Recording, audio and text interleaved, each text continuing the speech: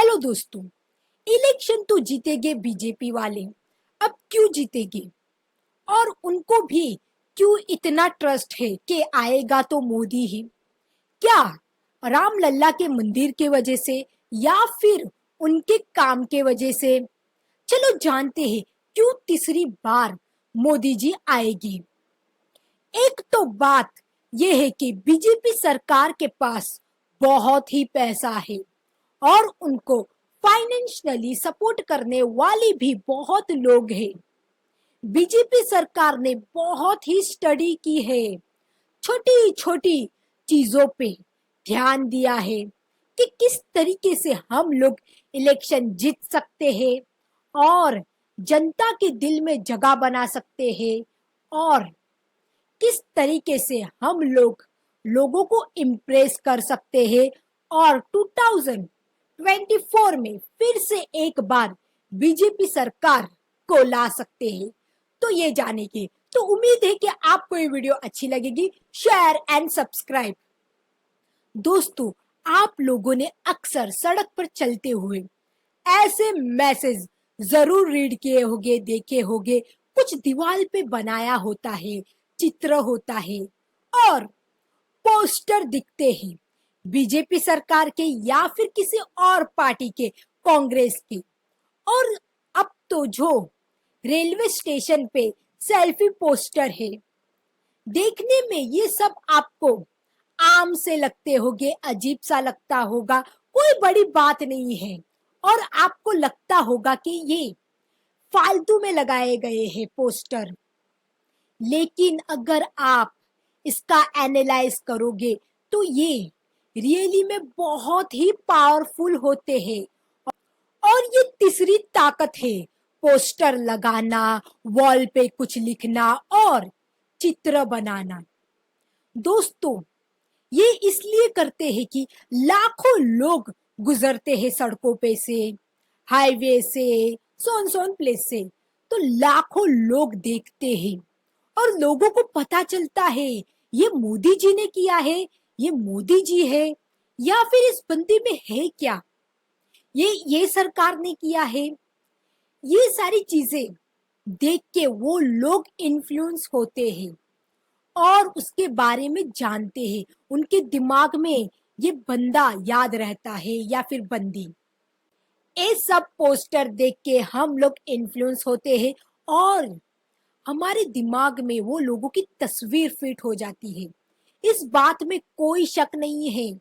हम लोग अपने आसपास के लोगों से, सोशल मीडिया से, सेलिब्रिटी से और टीवी पर आने वाली जो एडवर्टाइज होती है, ये सारी चीजों से हम लोग इन्फ्लुएंस हो जाते हैं, जिसकी वजह से न चाहते हुए भी हम लोग इनकी बातों में आ जाते हैं और मानना पड़ता है और इसको साइकोलॉजी इन्फ्लुएंस कहते हैं। क्यों हम लोग इनकी बातों में फंस जाते हैं, इनके जाल में आ जाते हैं आसानी से। कोई नेता अगर अच्छा सा भाषण देता है, वो सुनकर हम लोग इन्फ्लुएंस हो जाते हैं उनसे और कहते हैं इसके जैसा नेता तो कोई है ही नहीं अभी तक। मोदी जी की इमेज लोगों के सामने क्रिएट की गई है या बनाई गई है। इसके पीछे बहुत बड़ी टीम है जो मोदी जी को बोलती है सर ऐसा करे, इस तरीके से अपने आप को प्रेजेंट करे। लोग जो है ना आपसे इम्प्रेस हो जाएगी। अभी हाल ही में मोदी जी की स्पीच आपने सुनी होगी। नींद के विषय में भी अगर एक बार रील पर चढ़ गए, एक के बाद एक रील देखते ही गए, छुपाना चाहते हो।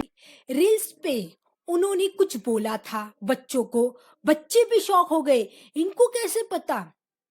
और लोग सोचते हैं कि हमारा जो पीएम है ना उसको तो सब पता है, लेकिन असल में इनकी टीम होती है जो मोदी जी को बोलती है कि सर इस तरीके से भाषण दीजिए, इस तरीके की बातें कीजिए। ये पूरा का पूरा सेट होता है। और दोस्तों, अगर आपको इमेज बिल्डिंग के बारे में जानना है तो मैंने इस पर एक अलग से वीडियो बनाई थी जिसकी लिंक मैंने नीचे शेयर की है। ये एक पिक्चर के जैसे होता है, सिर्फ इसीलिए आप जब भी देखते हो कोई भी चीज होगी, मोदी जी 100% उस पर होगी, उनकी पिक्स होगी या फिर उनका नाम होगा। जैसे कि चावल की गुनी देते हैं तो उस गुनी पर मोदी जी का पोस्टर होता है। उन्होंने ये सब किया है। असल में करने वाले कोई और होते हैं, लेकिन क्रेडिट पूरा का पूरा मोदी जी को दिया जाता है। उनकी टीम वाले भी कहते हैं मोदी जी है तो सब हो सकता है, उनकी ही मदद से ये हुआ है। क्योंकि जब आप किसी की इतनी तारीफ करोगे, उनको बहुत अच्छे से प्रेजेंट करोगे, तो लोगों के दिमाग में ये बैठ जाएगा कि ये नेता या ये सरकार ने ये किया है, या फिर इस बंदे ने ये सब कुछ करके दिया है, ये बंदा है तो देश है। कोई छोटी मोटी चीज करते हैं तो इस तरीके से प्रेजेंट करते हैं कि बहुत बड़ा काम किया गया है। और वहीं पे मीडिया जो है ना, लगातार ये न्यूज दिखा दिखा के हमें हिप्नोटाइज करती है कि हाँ, सच में ये चीज बहुत बड़ी थी जिसको ये नेता ने करके दिखाया। तो इस तरीके से आपके दिमाग में ये बंदा या बंदी का असर होता है। और मीडिया की भी स्पीच ये लोग ही क्रिएट करते हैं। देखो, तुमको इस नेता को ग्रेट बनाना है और इसके लिए तुमको ऐसे ऐसे शब्द यूज करने पड़ेंगे कि जिससे पब्लिक उस नेता से प्रभावित हो जाए और उस नेता को अपना आइडल मान ले कि यही सिर्फ बंदा है हमारे देश को चलाने वाला, बाकी लोग तो है ही नहीं इसके काबिल। हेडलाइन भी न्यूज़पेपर की यही लोग बनाते हैं। अब आते हैं कैमरा पे। कितने लोग बिग बॉस देखते हैं, वहां पर जो कैंडिडेट होते हैं वो कैमरा के लिए कुछ भी करते रहते हैं। ये लोग अजीब सी हरकतें करते हैं या फिर अगड़म बगड़म करते रहते हैं। क्यों? कैमरा के लिए। अब कैमरे के लिए क्यों मरना? क्योंकि लोग उन्हें देखे, लोग देखेंगे तो पहचानेंगे, हाँ ये भी कैंडिडेट है, अक्षरा है, गौहर है, अर्शी खान है, शिल्पा शिंदे है और सोन सोन है। तो उन्हें देखेंगे, उनसे प्रभावित होंगे और उन्हें वोट देंगे कि हाँ, इस कैंडिडेट को हमें जिताना है। वैसे ही ये लोग भी ऐसा ही करते हैं। कैमरा के लिए हर बार किसी न किसी को पकड़ के लाते हैं। कभी विराट कोहली के साथ वीडियो को वायरल करते हैं। टीम इंडिया हारी थी तो कैसा वीडियो बना के वायरल किया गया था। मोदी जी सब प्लेयर्स को आश्वासन दे रहे थे, जैसे कोई चेस की गेम जीत जाता है तो मोदी जी उसको बुलाते हैं, फिर मिलकर उसके साथ फोटो खींचते हैं और वो वायरल करवाते हैं। उनकी टीम करती है, सॉरी। और भी आपको मिसाल मिल जाएगी इस तरह की। ये क्यों करते हैं? क्योंकि लोगों को पता चले कि हमारा जो लीडर है ना, वो भी बैट बॉल में इंटरेस्ट देता है और गेम्स खेलता है, उसमें इंटरेस्ट लेता है।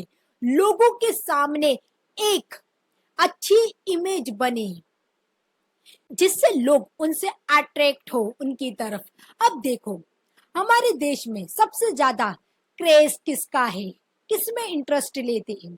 क्रिकेट में हजारों लोग, लाखों लोग देखते रहते हैं और फैन होते हैं बैट्समैन के। इसीलिए ये लोगों ने गार्डन का नाम भी चेंज कर दिया।